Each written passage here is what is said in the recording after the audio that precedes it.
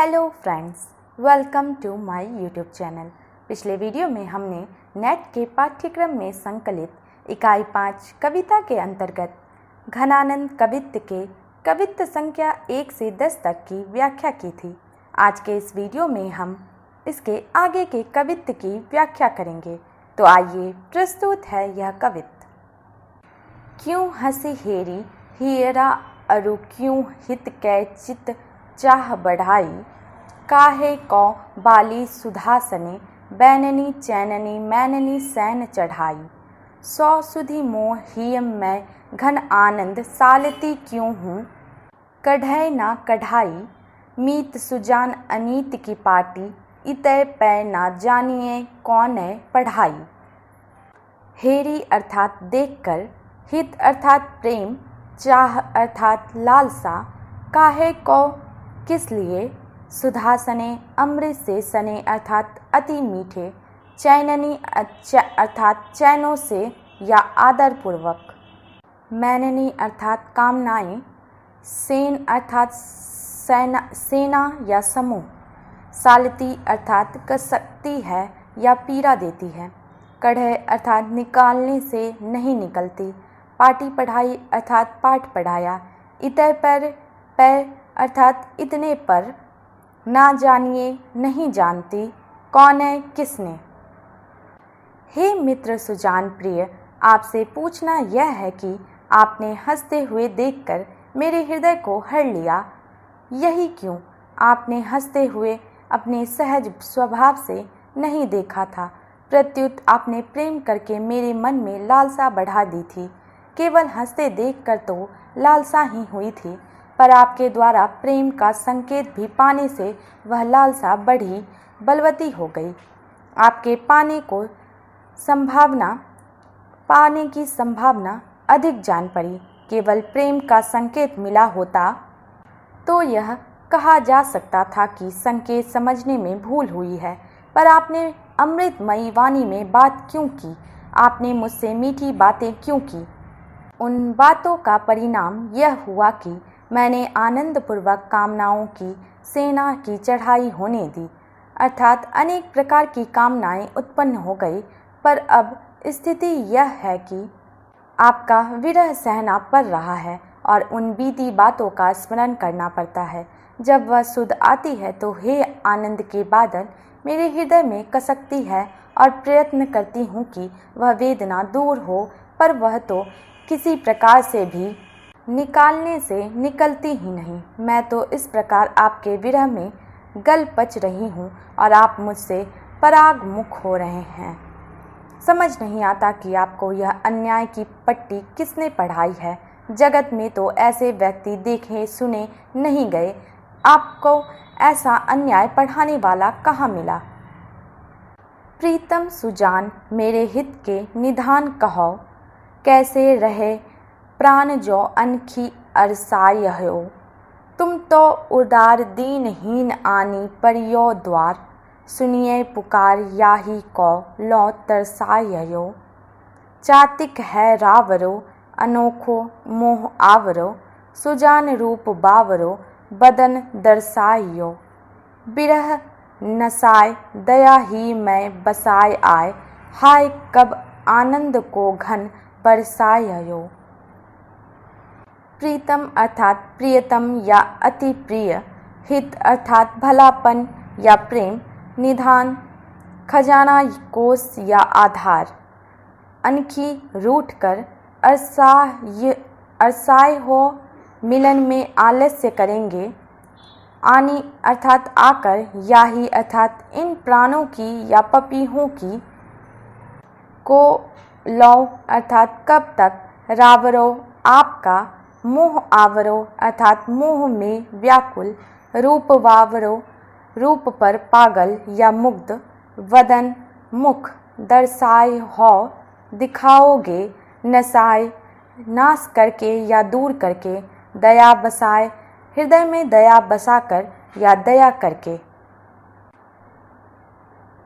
हे प्रियतम सुजान, आप ही मेरे हित के कोष हैं, फिर कहिए यदि आप ही रूठ कर आवे में आलस्य करें तो मेरे ये प्राण कैसे जीते रह सकते हैं। इन प्राणों के पोषण के लिए जिस कोष की आवश्यकता है वह तो आपके पास है, इनके पास तो कुछ है ही नहीं।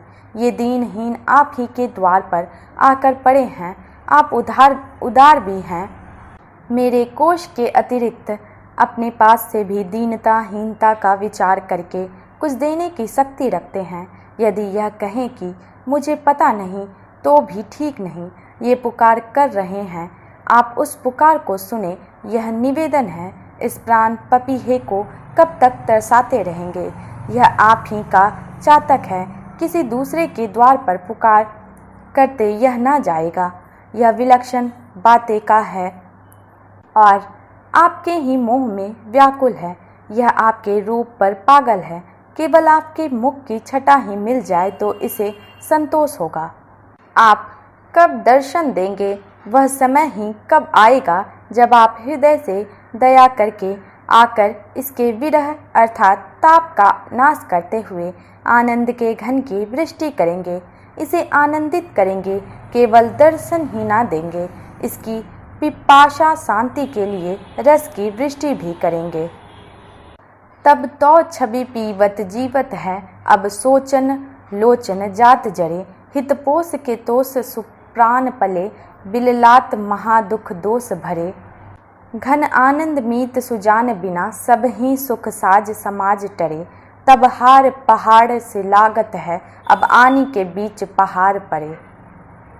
तब अर्थात संयोगावस्था में छवि पीवत अर्थात शोभा का पान करते हुए या सौंदर्य निरखते हुए, जीवत अर्थात जीते, हे अर्थात ये, अब अर्थात वियोगावस्था में हित प्रेम पोष पोषण तोष तुष्टि सुभली भांति बिललात व्याकुल हो रहे हैं। दोष क्लेश साज विधि विधान या साज सज्जा समाज समूह टरे हट गए या दूर हो गए। हार माला मोतियों की, हे अर्थात थे, बीच अर्थात प्रिय और मुझ विरही के मध्य। विरही स्वयं अपनी विषम परिस्थिति का पर्यालोचन कर रहा है।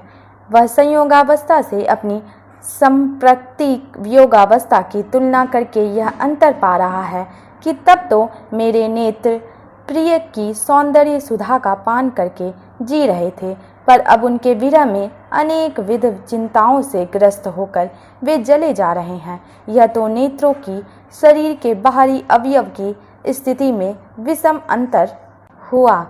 शरीर के भीतर प्राणों की स्थिति यह थी कि वे प्रेम का पोषण आकंठ पाकर और उससे छककर भली भांति पल रहे थे। केवल उनका नेत्रों की भांति जीना भर नहीं ही रहा था। वे विकसित हो रहे थे, पल पल रह रहे थे, पर वे ही प्राण उस पोष के अभाव में अत्यंत दुख और तोष से भर गए हैं और कोई पूछने वाला नहीं है, इसलिए बिलला रहे हैं। दुख का दूर होना तो दूर है, कोई सांत्वना देने के लिए भी नहीं है। साथियों या सहानुभूति व्यक्त करने वालों का अभाव ऐसा हो गया है कि उन आनंद के घन सुजान मित्र के वियोग के साथ ही एक एक करके सुख के न साज रह गए हैं और न समाज। सभी धीरे धीरे टल गए, देखो अनदेखी करके चले गए। यदि किसी के माध्यम से प्रिय के निकट संदेश ही भेजना हो तो ना तो संदेश ले जाने वाला कोई रह गया है और ना प्रिय इतना पास है कि जोर से पुकार कर ही उसे अपनी वेदना सुनाई जा सके। जिस प्रिय का नैकट्य इतना अधिक था कि उसके और मेरे बीच हार का व्यवधान भी पहाड़ की भांति अत्यधिक जान पड़ता था, वही प्रिय इतनी दूर पर है कि उसके और मेरे बीच एक नहीं अनेक पहाड़ आ गए हैं। पहिले अपनाए सुजान स्नेह सो, क्यों फिर तेहि कै तोड़िए जू। निर्धार आधार है झार मंझार दई, गही बाहना बोरिए जू। घन आनंद अपने चातक को गुण बांध के मोह न छोड़िए जू। रस प्याय के जाय बढ़ाए के प्यास, विसास में यूं विष धोरिए जू। पहले अर्थात संयोगावस्था अथवा पूर्वराग के अनंतर, अपनाए अर्थात जिसे कोई अपना करके मानने को प्रस्तुत ना हो उसे अपना कर, स्नेह सो प्रेम पूर्वक दिखावटी अपनाना नहीं। तेह अर्थात रोष, तोड़िए अर्थात प्रेम संबंध तोड़ते हैं। निर्धार निराधार, गही बाह बरबस या बलपूर्वक डुबोना, आपने जो आपका ही हो। गुण अर्थात विशेषता, डोर या फंदा, बांधी लय बांध लेकर, मोह ना छोड़िए, प्यार ममत्व का प्यार त्याग मत कीजिए। रस अर्थात आनंद या मीठा पेय, प्याय पिलाकर, ज्याय जिलाकर, पिशास विश्वास, यों इस प्रकार जैसे आप कर रहे हैं। विश्वास में कहीं विश्वास में आपकी भांति विष घोला जाता है, विष अर्थात आग्रह बना देगा। हे सुजान, जानकार, ज्ञानी प्रिय, मुझे पहले आपने प्रेम पूर्वक अपनाया, क्या कारण है कि अब आप मुझसे रोज करके प्रेम सूत्र तोड़े डाल रहे हैं। जिसे प्रेम पूर्वक अपनाया जाए उसे रोज करके पृथक कर दिया जाए। अपराध कुछ भी ना हो तो यह लोक रीति के विपरीत है। धारा के बीच निराधार जो टूट रहा है हो उसे आधार देकर उसकी किसी प्रकार के सहारे से निकाल लेना, फिर उसे बाँह पकड़कर बलपूर्वक डुबोना कारुणिकता के विपरीत है। जिस चातक को गुण से बांधा गया हो, जिसे मनोरंजन के लिए फंदे में फंसाया गया हो, उसका मोह नहीं छोड़ना चाहिए। यह जनः प्रकृति के विपरीत है। रस पिलाकर मरते को जिलाना, उस मरते के हृदय में जिलाने वाले के प्रति अनुकूलता का विश्वास हो जाना, जिससे उसकी जीने की आशा बलवती हो गई हो। इस विश्वास में विष मिला देना, इस विश्वास को नष्ट कर देना प्राणी के स्वभाव के विरुद्ध है। आपके सारे आचरण, जगत के व्यवहार, मन के व्यापार और मनुष्य या प्राणी के स्वभाव के विपरीत है। रावरे रूप की रीति अनूप, नयो नयो लागत ज्यो ज्यो निहारिये, त्यों इन आखिन वानी अनोखी, अघानी कहूँ नहीं आनी तिहारिये। एक ही जीव हूतो सूतो वारियो, सुजान सकोच और सोच सहारिये, रोकी रहे न दहे, घन आनंद बावरी रीझ के हाथिन हारिये। रूप अर्थात सौंदर्य, अनूप अनुपम, नयो सौंदर्य या रमणीयता का लक्षण, वाणी टेव या सहज वृत्ति, अनोखी विलक्षण, अघानी तृप्ति, कहूँ नहीं कहीं नहीं कभी नहीं, आनी अर्थात शपथ, हूतो था सु सो या वह, वारियो निछावर कर दिया, सोच चिंता, सहारिये सहारा दीजिए, रोकी रहे ना मेरे रोके नहीं रुकती, दह जलाती है, बावड़ी पगली, हाथन हाथों हार माननी पड़ती है या विवश हो जाना पड़ता है। आपके सौंदर्य की अद्वितीय रीति है, उसे ज्यों ज्यों देखा जाता है वह नया नया दिखता है। यदि उसमें प्रत्येक बार नूतन रूप राशि ना हो तो कुतूहल कम हो जाए। नेत्रों में विलक्षण टेव है, केवल कुतूहल होता है तो उसकी शांति अन्यत्र से हो जाती। इन्हें अन्यत्र कहीं कभी किसी प्रकार तृप्ति नहीं मिलती। आपकी शपथ खाकर कहती हूँ, यहाँ इतनी अधिक तृप्ति मिलती है कि अपनत्व को बनाए रखने वाला जो एक जी था उसे भी रूप पर निछावर कर दिया। जब जी ही अपने वश में नहीं तो किसी का संकोच और अपनी चिंता भी कौन करे। इसलिए आप सुजान हैं, आपसे निवेदन है कि मेरे संकोच और सोच का संभालना आपके ऊपर है। मेरी व्यवस्था तो यह है कि हे घनानंद, यह पगली रीझ मुझे जलाए डाल रही, जलाती ही रहती है। इसके हाथों हार खानी पड़ी। यदि ऐसी रीझ ना होती तो ऐसी परेशानी ना होती।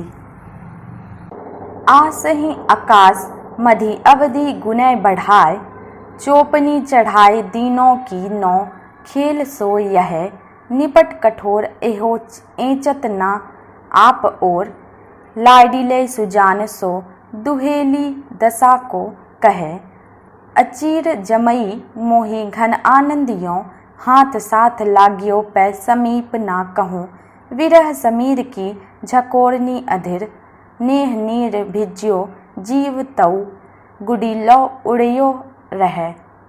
आश अर्थात आशा, अवधि अर्थात समय की सीमा, गुण डोर, चोपनी चाव या उमंगों में आकर या उमंगों को, चढ़ाए आकाश में बहुत दूर तक पहुंचा दिया या अधिक कर दिया, खेल सो खिलवाड़, निपट बहुत, कठोर अर्थात कड़े या निर्दयी, एचतना खींचते नहीं, लाडिले प्रिय, दुहेली दुख की को कौन, हाथ हाथ से या डोर के माध्यम से, विरह विरह रूपी वायु के झोंकों से अधीर होकर, नेह आंसुओं से भींगे रहने पर,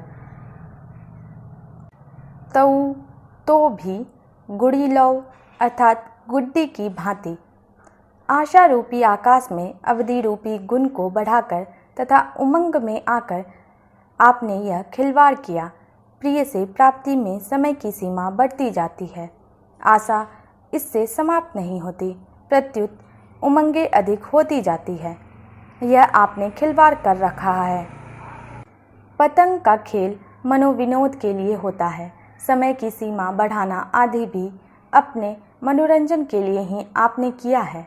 आप बहुत कठोर कड़े निर्दयी हैं कि अपनी ओर खींचते ही नहीं, चढ़ी पतंगे को उतारते नहीं, विरही के को अपने पास बुलाते नहीं। प्रिय सुजान से दुखद दशा कौन कहे, सुजान होवे से कुछ कहने की आवश्यकता नहीं, दशा ऐसी है कि कोई कहे तो क्या कहे। हे आनंद के घन, मुझे तो यह आश्चर्य लग रहा है कि हाथ के साथ लगे रहने पर भी सामीप्य की प्राप्ति कहीं नहीं हो रही है। पतंग हाथ के इशारे पर ही हिलती डोलती है, पर हाथ के निकट वह आ नहीं पाती। विरही को सारी दुर्दशा प्रिय के ही हाथों हुई है, पर प्रिय का सामीप्य उस बेधारे को नहीं मिल रहा है। विरह की वायु के झकोरे से जी अधीर हो रहा है, फिर भी आंसू से भींग कर भी मेरा जी गुड्डी की भांति उड़ता ही रहता है। घनानंद जीवन मूल सुजान की, कौधनी हूँ ना कहूँ दरसै, सुना जानिए धौकित छाए रहे, दृग चातक प्राण तपय तरसै, बिन पावस तो इन्हें थ्यावस होना, सु क्यों करी ये अब सो परसै, बदरा बरसै ऋतु में घिरी कै, नित ही अखियाँ उघरी बरसै। घनानंद अर्थात आनंद के बादल, जीवन मूल जल धारण करने वाला, कौंधा बिजली की चमक, ना जानिए न जाने कहाँ घिरे हैं। दृग अर्थात नेत्र रूपी चातक के प्राण, तपे अर्थात प्यास से व्याकुल होकर, पावस वर्षा, थ्यावस स्थिरता या धैर्य या शांति, हो अर्थात था, सु क्यों करी अर्थात उस वर्षा को ये अब किस प्रकार प्राप्त करें। वदरा अर्थात बादल, ऋतु वर्षा की ऋतु, घिरी कै छाकर, उघरी अर्थात खुली हुई। जीवन के मूल और आनंद के घन सुजान के दर्शन की तो बात ही क्या, उनकी स्थिति का पता देने वाले कौंधे के भी दर्शन कहीं नहीं होते। वे प्रवासी होकर कहाँ हैं इसका कुछ भी पता नहीं लगता। पता नहीं वे कहाँ छाए हुए हैं। किसी के प्रेम में पड़कर उसके संपर्क का परित्याग करना नहीं चाहते। इधर नेत्र रूपी चातक के प्राण पिपाशा और विरह से संतप्त हैं और उनके द्वारा रस प्राप्ति तथा संयोग सुखों पल्लवी के लिए तरस रहे हैं। ये नेत्र रूपी चातक बिना वर्षा के किसी प्रकार धैर्य धारण करने वाले नहीं। उधर वर्षा की घटा की छटा छाने वाले आनंद के घन का कहीं पता नहीं। अतः उस वर्षा को कैसे प्राप्त करें, यह इनके सामने जटिल समस्या है। इन्होंने सोचा कि बादल की वह सुखदायिनी घटा न जाने कब आए, अतः उसका भ्रम बनाए रखने के लिए इन्होंने स्वयं वर्षा आरंभ कर दी है। बादल तो ऋतु का समय आने पर सावन भादों में ही बरसते हैं, पर इन नेत्रों ने नित्य बरसना प्रारंभ कर दिया। बादल छाकर बरसते हैं तो आंखें उधरी ही उद्घाटित खुली बरस रही है। जे तो घट सो धव पै न पाऊँ कहाँ आही सौ धौ, को धौ जीव जारे अटपटी गति दाह की, धूम क्यों ना धरे गात सीरो परे जो जो जड़े, ढरे नैन नीर बीर हरे मति आह की, जतन बूझे है सब जाकी झर आगे अब, कबहू ना दबै भरी भबक उमाह की, जब ते निहारे घन आनंद सुजान प्यारे, तब ते अनोखी आगी लागी रही चाह की। जे तो अर्थात जितना, घट अर्थात शरीर, सोधो खोजती हूँ, आही है, सौ वह, धौ न जाने, को कौन, जीव प्राण, जारे जलाता है या विरह की आग से जला रहा है। अटपटी बेढंगी गति स्थिति या दशा, दाह जलन, धूम धुआं, ना धरे नहीं धारण करती, गात शरीर, सीरो ठंडा, ढरे गिरता है या टपकता है, वीर हे सखी, आह की मति अर्थात आह करने की वृद्धि, जतन यत्न, बुझे हैं ठंडे पड़ गए हैं, झर अर्थात ज्वाल या आँच, आगे सामने अर्थात बीच में, भबक प्रज्वलन, उमंग। जब से घन आनंद सुजान प्रिय को देखा, तब से चाह को अनोखी आग लगी है। उसका अनोखापन यह है कि जितना भी शरीर में उसकी खोज करती हूँ, वह मिलते ही नहीं पाती। पता ही नहीं चलता कि वह कहाँ है। जब उसका पता नहीं तो फिर जी को जला कौन रहा है। जलाना भी साधारण नहीं, जलन की स्थिति बेढंगी है, जैसी सामान्यता हो सकती है उससे पृथक है, बहुत चढ़ बढ़कर है। पता ना चलने का हेतु है कि इसमें धुआं होता ही नहीं। यदि धुआं होता तो जहाँ से धुआं आता होता वहाँ आग के होने का पता चल जाता। ऐसी भी आग होती है जिसमें धुआं नहीं होता, पर वह जहाँ होता है वहाँ गर्मी होती है। पर इस आग से शरीर ज्यों ज्यों जलता है त्यों त्यों ठंडा पड़ता रहता है। यदि कहीं कुछ उष्णता होती भी तो उससे शीतल करने के लिए नेत्रों से नीर निरंतर प्रवाहित होते रहते हैं। हे सखी, आह ना करने का परिणाम यह है कि श्वास की वायु से भी आग के प्रज्वलित होने की कुछ संभावना थी सो नहीं रही। जहाँ वह सुलगाती दिखती है वहाँ उसके अस्तित्व का पता चल जाता, वह भी नहीं हो पा रहा है।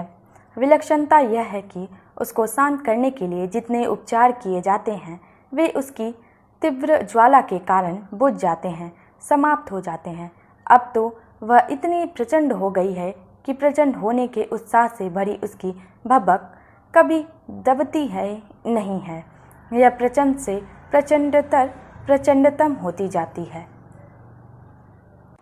आँखें जो ना देखें तो कहा है कछु देखती ये, ऐसी दुखाइनी की दशा आए देखिए। प्राणन के प्यारे जान रूप उजिएरे बिना, तिहारे मिलन इन्हें कौन लेखे लेखिए। नीर न्यारे मीन औ चकोर चंदहीन हूँ तय, अति ही अधीन दीन गति मति पेखिए। हौजू घन आनंद ढरारे रस भरे मारे, चातिक बिचारे सोना चूकनी परखिए। ना देखे अर्थात आपको नहीं देखती, कहाँ क्या तो कहा तो क्या कुछ देखती भी है, ये अर्थात कुछ भी नहीं देखती। दुखाइनी अर्थात दुखिया, जान सुजान या प्रिय, रूप सौंदर्य, रूप उजियारी सौंदर्य के प्रकाश वाले, बिना आपके मिले बिना या आपके संयोग बिना, इन्हें किसी गिनती में गिनूं। नीर न्यारे अर्थात जल से पृथक या जल से वियुक्त। मीन अर्थात मछली। अधीन विवश या गति दशा। मति बुद्धि। पेखिए दिखती है। ढरारे ढलने वाले या द्रवीभूत होने वाले। रस अर्थात प्रेम या जल। चूकनी चूक में डालकर। ना परीखिए अर्थात परीक्षा मत ले। हे प्राणों के प्रिय, सौंदर्य का प्रकाश करने वाले सुजान, बिना आपके देखे ये आँखें क्या कुछ देख भी पाती हैं? आपको ना देखकर ये कुछ भी नहीं देखती। ऐसी दुखिया इन आँखों की दशा ही आकर देख ले। कभी आपने ऐसी विलक्षण आँखें ना देखी होगी। आपके मिलन के बिना सच पूछिए तो ये किसी गिनती में नहीं है। जैसे इनका होना वैसे ना होना। आपने जल वियुक्त मीन और चंद्र वियुक्त चकोर की विवश गति और दीनमति देखी होगी, पर इनकी विवशता और दीनता मीन एवं चकोर से कहीं अधिक है। केवल आपको ही चाहने के कारण मेरी चातक वृत्ति है। आप तो आनंद के घन हैं, द्रवनशील हैं, अत्यंत रसमय हैं। मुझ बेचारे चातक को इस प्रकार भूलकर मेरी परीक्षा ना लीजिए, अथवा उसकी भूलों का विचार ना कर उस पर द्रवीभूत होइए, बुरा मत मानिए। जहाँ तय पधारे मेरे नैननी हो पाँव धारे। वारे ये विचारे प्राण पैर पैर पै मनो। आतुर ना होई हा नेकू फैटो छोड़ी बैठो। मोही वा बिसासी को है बेड़ो बुझीबो घनो। हाय निर्दयी को हमारी सुधि कैसे आई। कौन विधि दीनी पाती दीन जानी कै भनो। झूठ की सच्चाई छाक्यो त्यों हित कचाई पाक्यो। ताके गुणगन घन आनंद कहाँ गनौ। जहाँ ते प्रिय जहाँ जहाँ से गए वहाँ वहाँ मेरे नेत्रों पर पैर रखकर ही गए। पेड़ अर्थात कदम। वारे ये निछावर हुए। आतुर हड़बड़ी मत करो। नेकू थोड़ा फेंट छोड़कर आराम से बैठिए। बिसासी विश्वासघाती। ब्योरो विवरण या हालचाल। मोही मुझे तो उस विश्वासघाती का बहुत सा हाल पूछना है। हाय उस निष्ठुर को मेरा स्मरण आया तो कैसे आया। दीन मुझे विरह में से दुखी जानकर कहो। झूठ की वह तो झूठ की सच्चाई से छका है। त्यों इसी प्रकार हित प्रेम के कच्चेपन से पका हुआ है। गुण अर्थात विपरीत लक्षणा से अवगुण। आपसे मैं जिस प्रिय के संबंध में जिसके विवरण के हाल चाल के बारे में जिज्ञासा कर रही हूँ, वे प्रिय मुझे कितने प्रिय थे उसका अनुमान इसी से लगा लो कि वे जिस मार्ग से यहाँ से गए मेरे नेत्रों पर पैर रख कर गए, उस मार्ग पर मेरे नेत्र उनके पैर रखने के पहले ही बिछ गए। मेरे ये प्राण जो प्रिय के विदेश गमन के कारण विवश थे, उनके प्रत्येक कदम पर अपने को निछावर सा करते गए। उनकी गति पर लोटपोट होते रहे, अपनी विवशता को इसी में भुलाए हुए थे। जिन प्रिय के संबंध में मेरे नेत्रों की यह स्थिति थी और जिनका मार्ग आज भी नेत्र देख रहे हैं, आप उनकी पत्रिका लेकर आए। साधारणतया प्रिय के निकट से आने वाले के प्रति प्रेमी की उत्सुकता बहुत अधिक रहती है, पर यदि प्रेमी प्रिय के प्रति अत्यधिक आकृष्ट हो तो उसकी उत्सुकता भी बहुत हो जाती है। आप जो हड़बड़ी में पत्रिका देकर जाना चाहते हैं, कृपा कर वैसा ना करें। आप बहुत दूर से चलकर आ रहे हैं, कुछ विश्राम तो कर लीजिए। फेंट छोड़कर कुछ बैठ तो जाइए। बैठने से मेरे प्रयोजन की सिद्धि होने वाली है। मुझे उस विश्वासघाती का बहुत सा विवरण पूछना है। खड़े खड़े आप उतना अधिक ना बता सकेंगे, जो बताएंगे उतने से मेरी तृप्ति ना होगी, और देर तक आप खड़े रह गए तो आपको व्यर्थ कष्ट होगा। उस निष्ठुर को मेरी सुध कैसे आई। इतने दिनों तक उसने हाल चाल जानने का कोई प्रयत्न नहीं किया, तो यह स्थिति आई तो कैसे आई, इसकी तो मुझे किसी प्रकार से संभावना ही नहीं रह गई थी। केवल सुध आने की ही बात होती तो भी कोई बात थी, उसने तो पत्रिका भी आपको दी है, वह भी स्वयं लिख कर दी है। भला यह असंभव कार्य कैसे संभव हो गया? यह परिवर्तन किस कारण उसमें आ गया? मुझे अत्यंत दीन समझकर यह सब बताइए। मैं प्रिय की अनुकूलता के अभाव में अत्यंत दीन हो गई हूँ। इस अनुकूलता से मेरी दीनता के कम होने की संभावना है। इसलिए इस दारिद्र्य को दूर करने के लिए आप ऐसा करें जो झूठ के ही सच्चेपन से परिपूर्ण हो, कभी सत्य का व्यवहार ना करता हो और जो प्रेम के ही कच्चेपन में पका हो, अर्थात जो भारी झूठा और भारी अप्रेमी हो, उसमें इस वास्तविकता का और इस प्रेम का उदय, उसमें ये ही दो गुण अर्थात अवगुण नहीं है, गुणगण हैं उसमें, इतने की उनकी क्या गिनती की जाए।